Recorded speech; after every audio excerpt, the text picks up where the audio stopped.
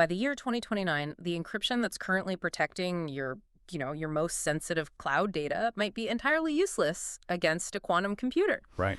But instead of waiting for the burglars to invent a better crowbar, Google is already quietly changing the locks on the doors. Which is wild. Yeah, it's crazy. And that is just one piece of a massive architectural puzzle that we are putting together today. So welcome to the deep dive. Thanks for having me. Absolutely. So our mission today is to sift through the Google Cloud Platform technology nuggets for the first half of August 2026. And it is a dense stack. Oh, it's super dense. We've got sources spanning artificial intelligence, autonomous databases, and all the way down to physical subsea cables. Yeah. But we are not just going to read you a changelog today. We're going to look at how these updates fundamentally shift the way Google Cloud operates. Because it's transitioning, right? From a platform you manage to a platform that, well, in a lot of ways manages itself. Exactly. And we really want to answer, what does that actually mean for the daily life of a cloud practitioner? Because whether you are just spinning up your first cluster or you've been designing architectures for a decade, the ground is basically moving under our feet right now. It really is a massive shift. But, as dense as this stack of updates is, there is a very clear unifying thread tying it all together. Right. And to really grasp what Google is doing here, we need to look at a recent industry report that was highlighted right at the top of our sources. The Forrester one. Yeah, exactly. Google was just named a leader in the Forrester wave for AI platforms for the third quarter of 2026. Right, but it wasn't just, the leadership position that stood out when we were looking at those sources. No, the critical detail is that they secured the highest possible score, specifically in the strategy category. Ah. Yeah, so that AI strategy isn't just corporate messaging.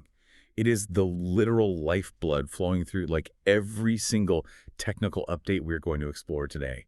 Google is infusing AI into the lowest levels of the infrastructure to make the cloud autonomous. So if AI is the overarching strategy, then data is the fuel that makes that strategy actually work. Absolutely. But the sheer volume and, well, the complexity of the data we are dealing with today means that managing it all manually it's becoming impossible. It really is. Which brings us to the brains of the operation, which is BigQuery. And just for any practitioners who might be newer to the platform, BigQuery is Google Cloud fully managed serverless enterprise data warehouse. Right. It's the primary engine where you store massive data sets and run your analytics. And the sources highlight this new feature rolling out called history-based optimizations, or HBO. Not the TV network. No, not the TV network. It's an autonomous system that learns from your past query executions to optimize price and performance. So it applies optimizations, it revokes ineffective ones, and it has these built-in safety guardrails.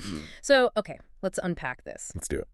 Because to me, manual database tuning has always felt a little bit like driving a stick shift car in heavy traffic. Oh, that's a good way to put it. Right, you're constantly riding the clutch, shifting up, shifting down, you're monitoring the RPMs, just trying to keep the whole system from stalling out when there's a sudden spike in data. Yeah. So are we saying BigQuery's HBO is essentially an automatic transmission that actually learns your specific commute? I think what's fascinating here is how the scale of modern computing completely breaks our traditional models, which is why your stick shift analogy is actually a great starting point. Okay. But let's elevate it a bit. Imagine you aren't just driving one car in traffic. You are a database administrator trying to manually shift gears for 10,000 cars simultaneously. Oh, wow. Right, because modern cloud workloads, especially these new agentic AI workloads we're seeing, they have incredibly high concurrency. What does that mean exactly in this context? It means you have thousands of complex queries hitting the database at the exact same millisecond. Right, so no human can react fast enough to tune a database for that. Precisely. Yeah. It's just too complex for human DBAs to tune manually on the fly without, causing regressions. Yeah. So history-based optimization solves this by looking at the execution trees of past queries. It maps out how a specific query behaved yesterday. It identifies the bottlenecks or the redundant compute steps, and it autonomously adjusts the engine's approach for the exact same query today. So it literally learns your specific traffic patterns. Exactly. And this prevents performance drops during massive traffic spikes. And honestly, most importantly, it gives the practitioner their time back. Which is huge. And it seems BigQuery is dramatically expanding the type of data it can process on that commute, too. Oh, yeah. because the updates detail something called BigQuery search, which is basically breaking down the wall between structured data like your neatly organized customer spreadsheets Right. and unstructured data like raw text documents, server logs, or images. Yeah, that's a big deal. It really is. They've announced the general availability of autonomous embedding generation.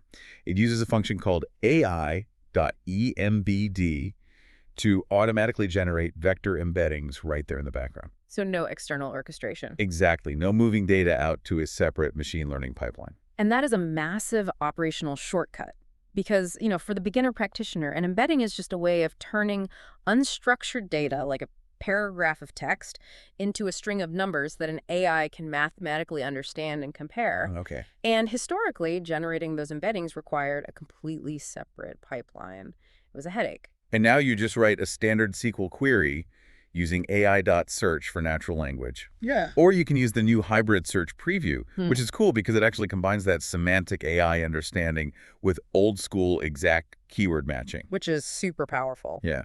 But the part that really caught my eye here is BigQuery Graph, which is in preview right now.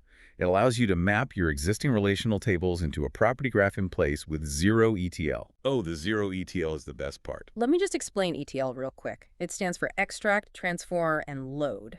It is the traditional and frankly often painful way of pulling data out of one system, changing its format, and loading it into another. Yeah, the zero ETL aspect is the real breakthrough here for the daily practitioner, because graph databases are incredible for finding complex relationships. With what kind of relationships? Well, like mapping out a fraud ring, by connecting a user, their IP address, and their transaction history. Ah, okay. But normally, to run that analysis, you'd have to export your data from your warehouse, transform it entirely, and load it into a specialized standalone graph database. Which means you're paying for storage twice. Exactly. And you're dealing with data that is basically out of date the moment you export it. Yes. But now, using a simple function called DreAH_expand, you can resolve those multi-hop dependencies right where the data already lives in BigQuery. That's amazing. It just removes the friction.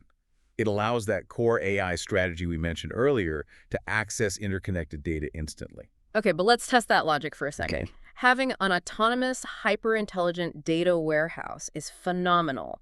But if the pipelines feeding the data into that warehouse are brittle, or if they bottleneck, the whole AI operation just starves. Right. Yeah, you can't analyze data that hasn't arrived yet. Exactly. And the sources spend a significant amount of time addressing this, specifically the noisy neighbor problem in shared infrastructure. Oh, the noisy neighbor. Yeah. For anyone who hasn't encountered this, a noisy neighbor is when a single tenant or user on a shared cloud server starts hogging all the CPU, memory, or bandwidth, Right. and it degrades performance for everyone else on that server. Yeah. It's kind of like living in an apartment building and you all share the same main breaker box. Yeah, one tenant decides to plug in a massive server farm in their living room to mine cryptocurrency. Right. Exactly. They draw so much power, they blow the transformer for the entire block, and suddenly your lights are out because of someone else's workload. Yeah. So how is Google solving that on the data ingestion side? So a monolithic pipeline architecture where all your customers' data flows through one giant pipe is highly vulnerable to that exact crypto miner scenario. Because it's all shared. Right. Yeah. If one customer's workload spikes unpredictably, the entire pipeline crashes, violating your service level agreements for every other customer. So to fix this, Google is advocating a transition to a sharded hub-and-spoke architecture using Dataflow. Okay, and just to clarify for our listeners, Dataflow is Google's managed service for streaming and batch data processing. It's essentially the heavy-duty plumbing of the cloud. Exactly, it's the plumbing. And by moving to this hub-and-spoke model in Dataflow, you isolate those critical workloads. The central hub looks at the incoming data stream and routes it into completely separate spokes or buffers, usually sorted by tenant or data priority. You are essentially giving every single apartment in the building its own dedicated circuit breaker. So if the noisy neighbor spikes their usage, they only blow their own fuse. You got it. The rest of the building's infrastructure remains completely stable. So you contain the blast radius. I like that. Yeah. And speaking of plumbing, they are aggressively expanding where that plumbing can reach. The updates outline new features for the BigQuery Data Transfer Service, or DTS. Right. Which is a fully managed, zero-code solution for moving data around. And the big news here is direct ingestion into Apache Iceberg managed tables straight from external sources like Google Cloud Storage, Amazon S3, and Azure Blob Storage. That's a huge deal for multi-cloud. It is. And for those newer to it, Apache Iceberg is an open table format that essentially prevents vendor lock-in. It lets you query massive data sets across different clouds. Yeah. They also added a remote model context protocol, or MCP server in preview, which is basically a standardized way for AI models to securely talk to your local or remote data. And this is really a recognition of the modern multi-cloud reality. Because you just can't build advanced AI if your training data is trapped over in AWS and your processing engine is in Google Cloud. Right. These updates are tearing down those data silos, allowing the AI to reach across cloud boundaries natively. And they are modernizing the underlying databases to handle this interconnected data, too. Yeah. Like Data Commons is now generally available on Spanner Graph. And Spanner, just a quick note, is Google's globally distributed, highly scalable relational database.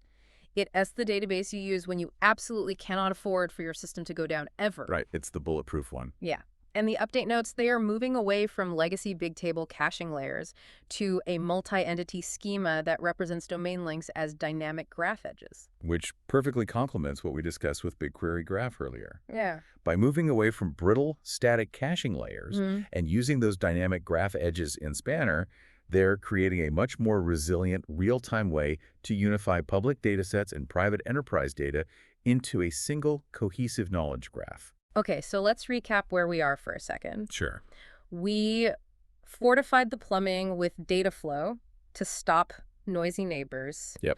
We've given the BigQuery data warehouse an automatic transmission to handle traffic spikes. Right. But what about the humans? Like, what about the developers actually writing the code and the administrators migrating the databases? That's the real question. This brings us to what feels like the most disruptive shift in the entire stack of sources, which is the era of the AI assistant. Oh, yeah. The Nuggets highlight the Database Migration Service, or DMS, which is exactly what it sounds like. It's a tool to help migrate external databases onto Google Cloud, and they've now integrated Gemini directly into DMF to provide AI-assisted code conversion. And I have to say, database migration is historically one of the most agonizing parts of a cloud transition. Right, because moving the raw tables of data is relatively easy, right? Yeah. But moving the logic isn't. The sources specifically mention moving from proprietary dialects like PL/SQL over to an open standard like PostgreSQL. Why is that historically such a nightmare for practitioners? Because a company might have spent 20 years writing highly customized proprietary stored procedures, which are basically mini programs that live inside the database itself. Right. Translating those into a new database language requires deep, specialized syntax knowledge. It usually means months of manual, line-by-line human translation. Just staring at code. Staring at code, testing it, finding it's broken. But Gemini isn't just doing a simple find and replace here. It provides side-by-side code conversion with inline AI explanations. And crucially, it has full schema context awareness. What does that mean, schema context awareness? It understands how a function in table A impacts a relationship over in table B. Right. It just changes the math on migrations entirely. And it goes way beyond just migrating old databases, too. Google is rolling out what they are calling the Agentic Data Cloud. Yeah, this is fascinating. It's a whole suite of AI-powered database agents. So there is a Dazel onboarding agent that actually helps you choose between Cloud SQL, Spanner, or AlloyDB. Okay. You just give it natural language prompts about your workload, your expected traffic, and your scale requirements, and it recommends the entire architecture. Which is incredible. And then there is the Days 1 and 2 Observability agent.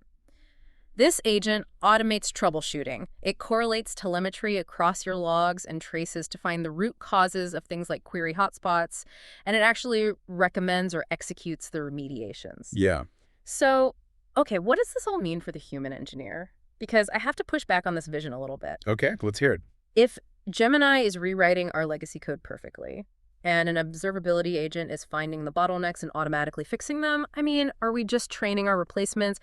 Are practitioners programming themselves out of a job? I hear that a lot. But, well, if we connect this to the bigger picture, it's actually a massive elevation of the practitioner's role, not an elimination of it. Okay, how so? Let's look at how highly skilled database administrators and developers actually spend their time today. Why? A massive percentage of their week is just spent keeping the lights on. Right. They're fighting random fires, they're manually tuning queries that stalled out, and babysitting fragile pipelines. Which is exhausting and incredibly repetitive. Exactly.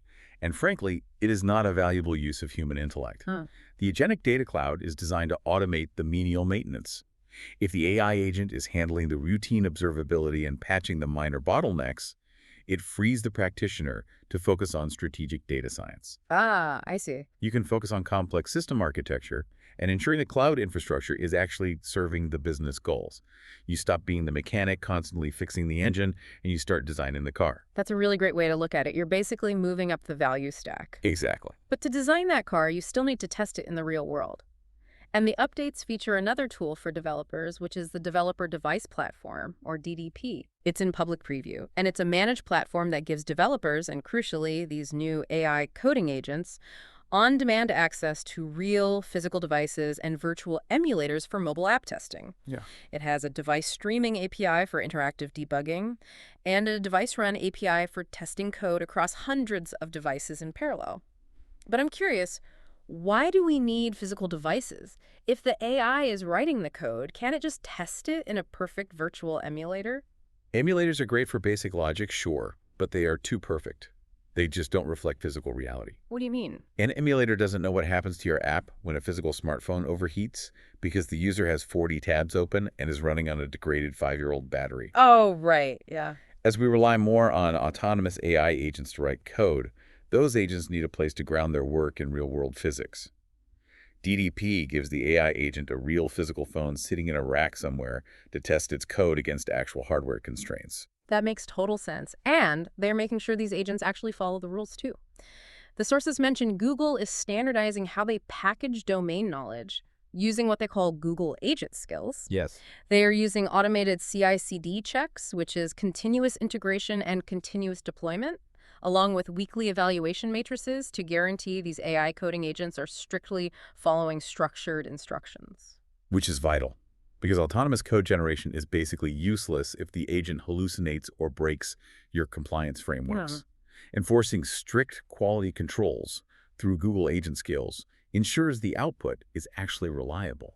But reliable code requires reliable security, which brings us to the bedrock of this entire operation. The security updates. Yeah, because with vast amounts of data flying around automatically and AI agents independently writing code and spinning up infrastructure, the physical and digital security of the cloud becomes the single most critical point of failure. The sources talk about Google's shared fate model, where they are actively identifying emerging threats like AI, key exploitation, and crypto mining before they interrupt your workloads. Yeah.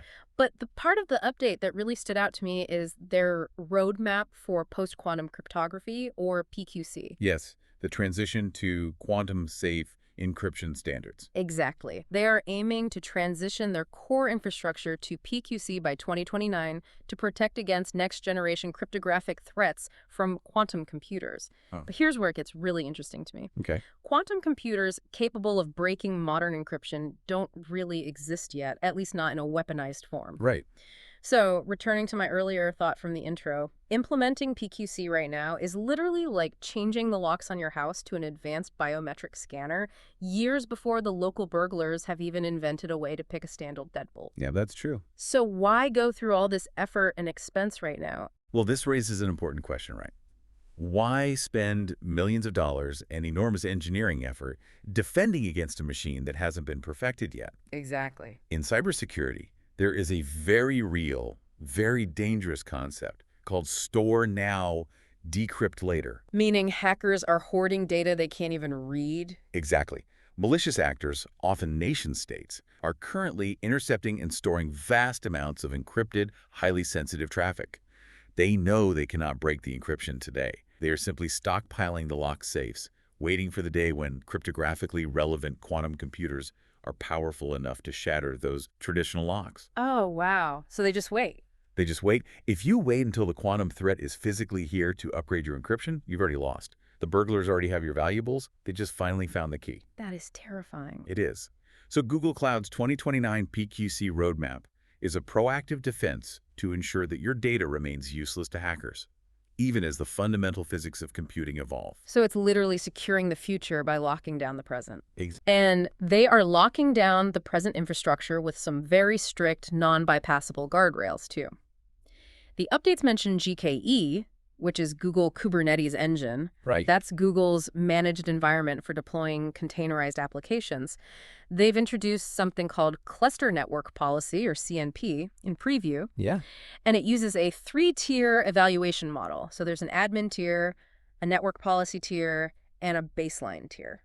And it's built on top of Cilium, which is the underlying open source networking software that makes these incredibly strict rules possible right at the kernel level of the operating system. Okay, so practically speaking, if I'm a developer working in a GKE cluster, how does this 3-tier model actually impact me? It basically creates a perfect balance of centralized security and developer agility. Okay. The admin tier sits at the very top. It allows your security team to set absolute boundaries. These are non-negotiable, cluster-wide security postures that a developer literally cannot bypass or accidentally turn off. Right. Then the middle tier, the network policy tier, gives the developer the autonomy to write specific routing rules just for their individual application. So they still have freedom. Exactly. And finally, the baseline tier at the bottom provides a default zero-trust safety net. It's like deny all traffic policy if the request doesn't match the rules above it. Okay. It ensures that a single developer's typo in a config file cannot compromise the entire cluster. So we have digital redundancy with GKE policies and quantum-safe cryptography. But the final update in our sources reminds us that the cloud still relies on physical redundancy. Yes, the cables. Yeah. Google is expanding its America's Connect initiative. They are literally laying new physical infrastructure across the globe with 3 new subsea cables. There's Alisios, Kanoa, and Olaluz, plus they're extending an existing cable called Fermina. Right. These cables are connecting Latin America, the Caribbean, North America, and Europe. It is so easy to forget that the cloud isn't actually floating in the sky. It's mostly underwater. It is deeply reliant on fiber optic cables sitting under miles of ocean water to guarantee routing diversity. The physical infrastructure must be as resilient as the digital architecture. Security and reliability ultimately come down to having backup plans for your backup plans. Yeah. Think about it.